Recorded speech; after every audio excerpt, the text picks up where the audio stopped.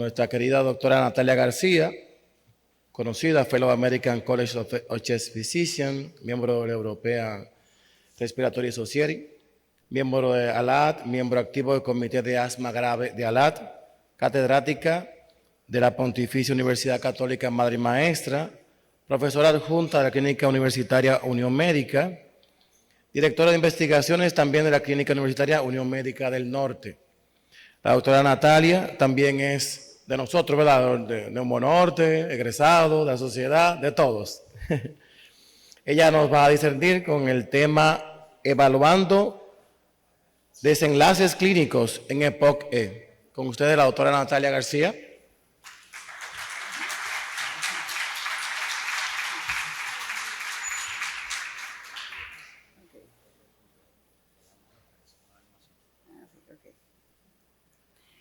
Bueno, es un honor para mí. Buenos días a todos. Yo no mencioné que soy egresada con mucho orgullo, soy egresada de nuestro país, que es nuestro principal logro como país, y que obviamente soy de La Vega, que yo nunca dejo de decir de La Vega. Ahí está Abad, mi hermano Abad, mi ciudad de origen, nunca la voy a negar. O sea que muy orgullosa de todas mis raíces y de mis orígenes.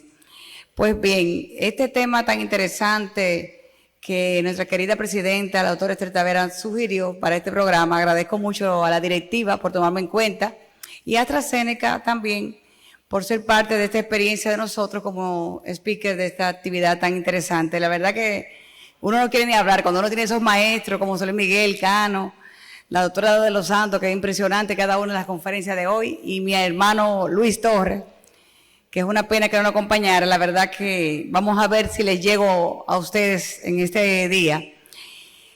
Cada día más estamos trabajando con una medicina de precisión y cada enfermedad se convierte en un síndrome clínico, como dijo nuestro hermano José Luis Miguel.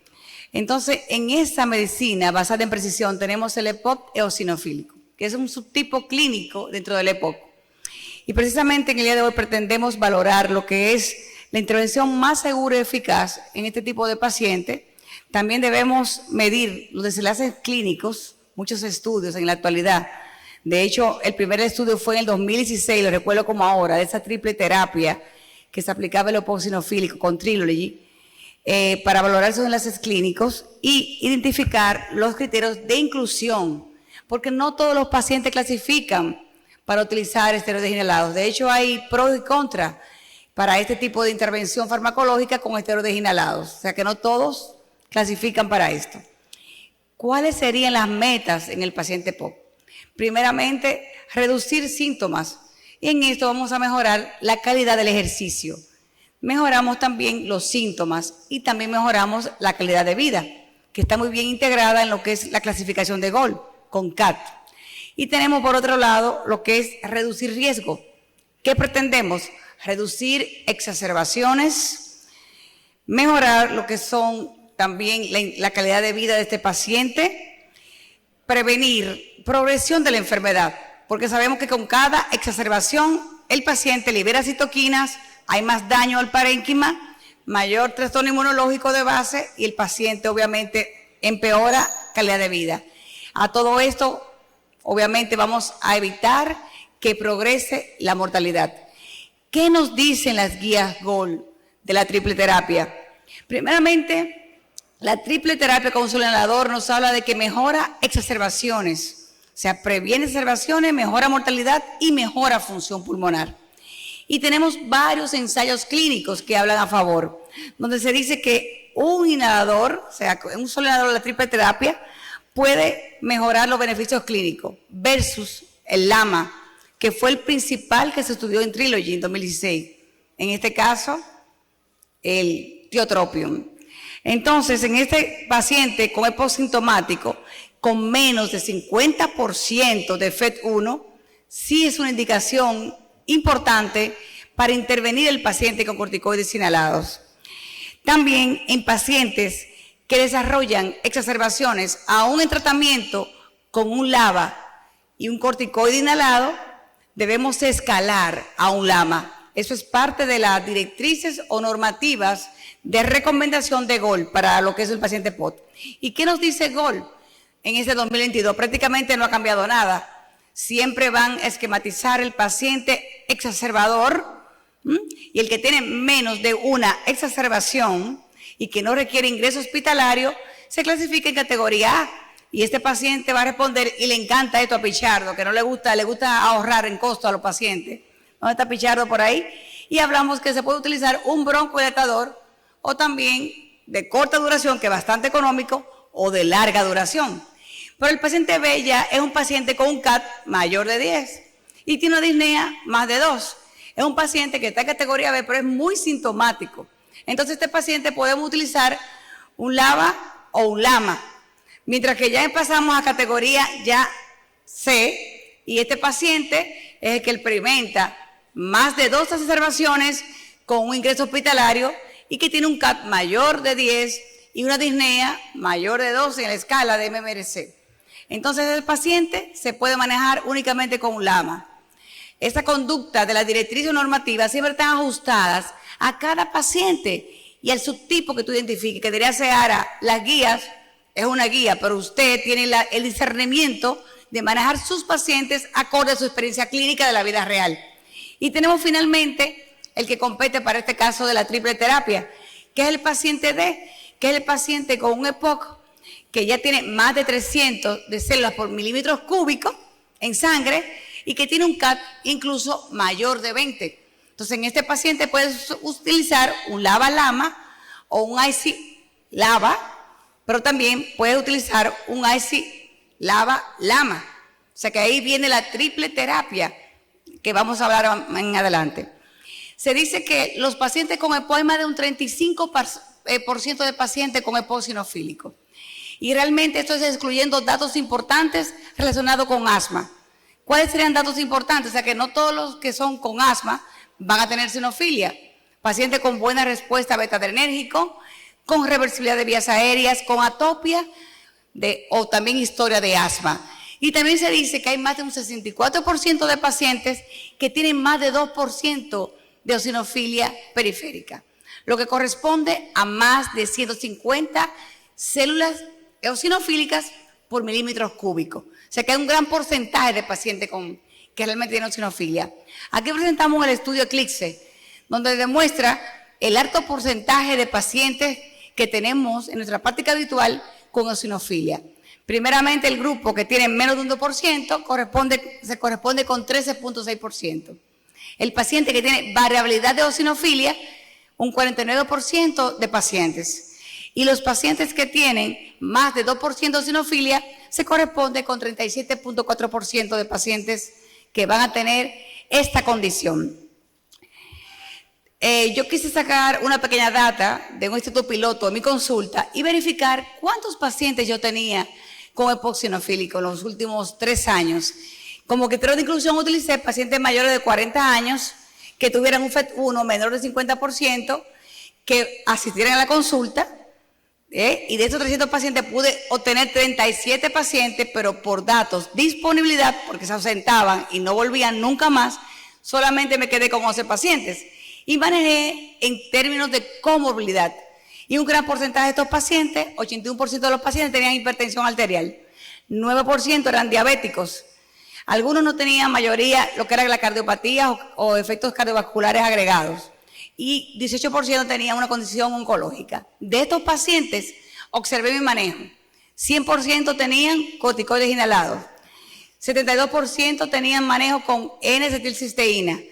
72% requirió antibióticos. Y 54% son corticoides sistémicos en cada exacerbación. Quiero también puntualizar que estos pacientes tuvieron 1 o 2 exacerbaciones en los últimos 3 años y acudían a mi consulta de forma regular. El resto se pierde, es lo normal, eso es la vida real de nosotros. Y 54% tenía LABA. ¿Qué factores debes considerar para manejar un paciente con corticoide inhalado?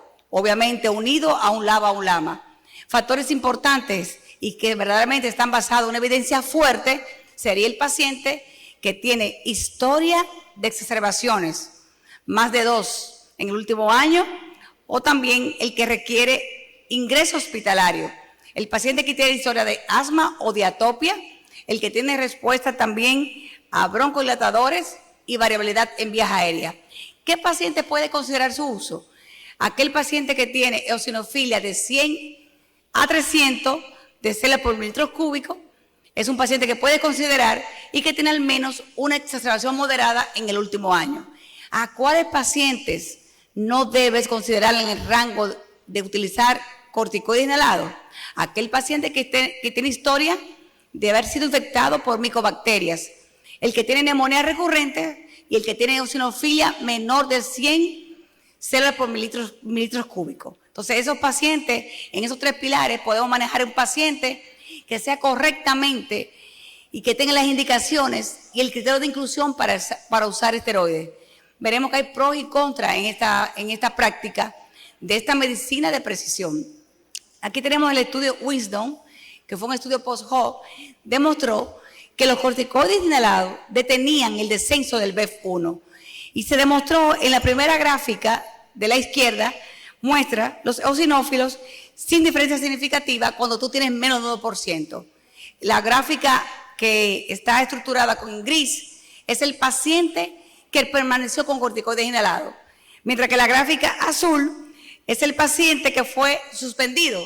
Pero un paciente que no tenga eosinofilia no hay necesidad de utilizar corticoides inhalados, porque la P no fue significativa. Y se estudiaron 2.296 pacientes en este estudio, mientras que el paciente que tiene más de 2% de eosinofilia, sí hay una importante diferencia significativa. Observamos que la línea de la izquierda, la gris oscura, mantiene una disminución en lo que es la incidencia de exacerbaciones, mientras que la derecha, cuando retiras el corticoide, experimenta un aumento en las exacerbaciones.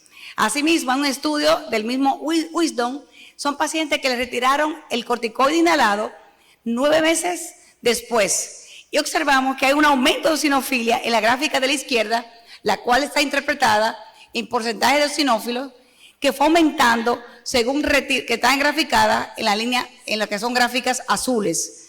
Cuando el paciente retiramos el corticoide inhalado, aumenta esas exacerbaciones, la incidencia en relación al que permanece con corticoide inhalado, siempre y cuando tenga niveles altos de eosinófilos. La gráfica de la izquierda está expresada en eosinófilos por mililitros cúbicos, diferente a los otros. Continuamos con el estudio Flem. El estudio Flem valoró LABA-LAMA versus ICIS-LABA.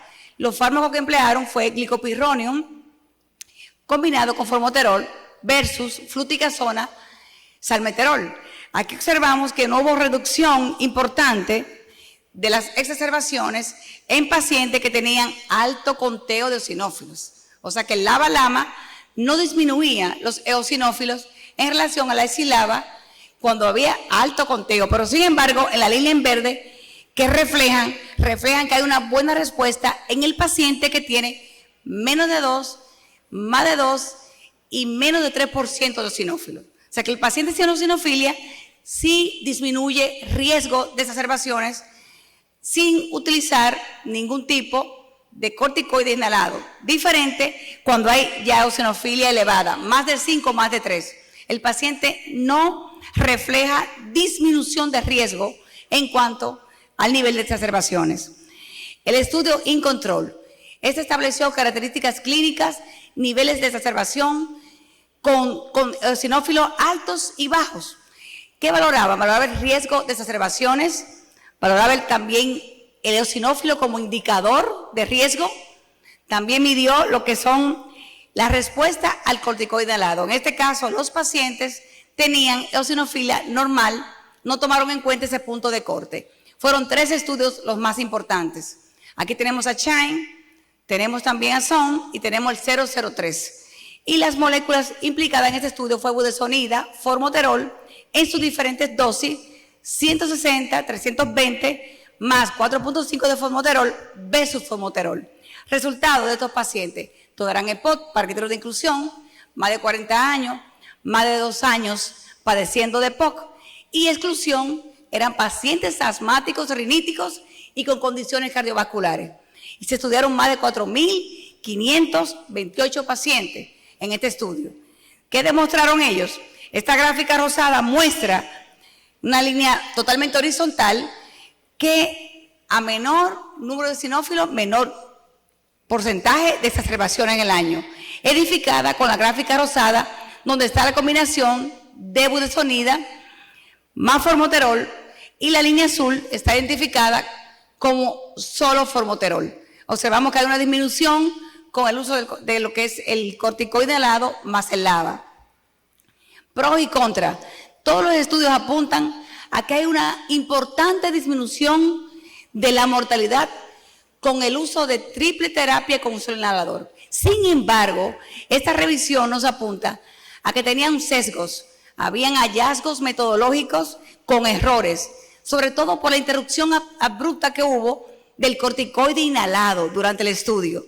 Y de hecho se estableció que 70% de estos pacientes tenían interrupción brusca del corticoide inhalado y 40% de estos pacientes ya estaban en triple terapia. O sea que siempre debemos valorar cada estudio. Aquí están los estudios que fueron históricos. Siempre recuerdo 2016 porque estuvimos muchos de nosotros en Londres cuando Trilogy fue lanzado, ese manuscrito, donde hablaba que la triple terapia se concebía con beclometasona, glicopyrronium y formoterol versus LAMA. Y el LAMA que utilizaron fue tiotropium. Y demostró que había superioridad en disminuir las exacerbaciones y mejorar la función pulmonar respecto a los LAMA. Así que desde ese momento se habla de esa triple terapia. Aquí hay un estudio interesantísimo de ensayos clínicos donde demostraron en un grupo de 10.274 pacientes con triple terapia versus 10.395 pacientes con terapia dual. La terapia dual consistía en IC-LABA o LABA-LAMA. Entonces, ¿qué se demostró? Que el grupo de triple terapia tenía mucho menor mortalidad, con una P significativa de 0.007. Menor exacerbaciones moderadas a graves, pero tenía mayor incidencia de neumonía en relación a la terapia dual con LABA-LAMA. O sea que todo eso hay que pensarlo y tomarlo en cuenta. Eficacia de la triple terapia con un solo inhalador versus triple terapia separada. Este estudio revisaron artículos donde tenían 7.000 pacientes en cada grupo, con triple terapia con un solo inhalador y con triple terapia separada. ¿Qué se demostró? Que en pacientes EPOC moderado a grave, con triple terapia con un solo inhalador, tenían ventajas en lo que era la mejoría de la función pulmonar, especialmente en una mejoría importante del flujo expiratorio forzado del primer segundo. Otro estudio que ya hablan directamente de la combinación de budesonida 320, 160 más glicopyrronium 14.4 y formoterol 10 unidades gramos. Estas combinaciones en las dos primeras gráficas iniciales, que están en azules, demostraron que había significativamente una disminución del rango de exacerbación versus terapia dual. En este caso utilizaron glicopyrronium con la gráfica gris y la budesonida formoterol con la gráfica mamey. ¿Qué se demostró? Que la combinación de triple terapia era 24% superior a la terapia de LABA-LAMA y 13% superior a la terapia de IC-LABA. O sea que demostró superioridad. El estudio ETHOS también utilizó los mismos fármacos en combinación y con las mismas modalidades. Este estudio se realizó en 52 semanas y demostró que esta combinación mejoraba la función pulmonar, disminuía riesgos de exacerbaciones, también demostrando que había realmente una mejoría. El estudio Cronos fue un paciente diferente. Cronos estudió un paciente que no tenía variabilidad en vías aéreas, que tenía menos de 300 células por mililitros cúbicos. Este paciente demostró que aún no tenía características de asma, respondía a la triple terapia, demostrando que el BEF1 mejoraba versus la utilización de IC-LABA matutino antes de aplicar la triple terapia, mientras que también mejoró las exacerbaciones versus LABA-LAMA. O sea que fue superior a estas dos terapias duales. También tenemos aquí un estudio de la vida real, un estudio que tomó pacientes desde el 2002 al 2018. Y este estudio reportó en pacientes de asma de EPOC moderado a grave y demostró que esta combinación de triple terapia sí tenía un aumento en la mortalidad. Fíjense que la línea roja demuestra un ligero aumento con la triple terapia en términos de mortalidad, pero no así provocaba esta mortalidad cuando el paciente era bien seleccionado. ¿Y qué paciente era bien seleccionado? Aquel que tenía un FET1, que fuera mayor de 30, pero no menor de 30, que tuviera variabilidad en vías aéreas y que también tuviera características de asma. O sea, que si seleccionamos bien este paciente, sí puede ser beneficiado con esta terapia. En términos de mortalidad, un estudio diferente de 6,000 pacientes. Estos pacientes eran de leve a moderado y con pocas exacerbaciones. En términos de mortalidad, se demostró que la terapia triple, que se sugirió que aumentaba la supervivencia por encima del LABA/LAMA, realmente se debía destinar a un grupo muy específico o un subtipo específico de pacientes de alto riesgo. Y esto va acorde con las normativas o recomendaciones de GOL, que decía que ese paciente debía ser seleccionado con sumo cuidado porque el esteroide inhalado podía generar también eventos adversos como es la neumonía. Terminé en el tiempo, Esther. ¿Cuántos minutos? Yo soy rápida. Igual que José Luis Miguel, somos rápidos y terminamos rápido, ¿verdad? Entonces, en el término, yo lo practico para que no pasarme, que no me llamen la atención, que no me digan, baja de ahí. Para llevar a casa, para finalizar, ese paciente que debemos seleccionar es un paciente que tenga exacerbaciones frecuentes, que haya tenido una buena respuesta demostrada a IC/LABA.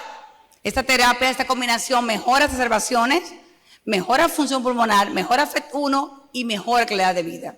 Segundo lugar, el paciente que tiene un subtipo eosinofílico. Es ese paciente que responde demostrado mejores efectos a las combinaciones de IC/LABA o también IC/LABA/LAMA. Tienen mucho mejor respuesta.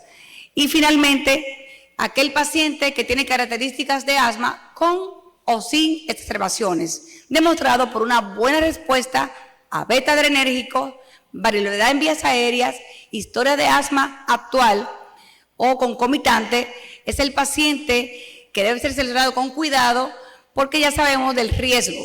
Entonces, toda terapia de precisión requiere de determinar esa respuesta eosinofílica en cada uno de nuestros pacientes. Muchas gracias a todos.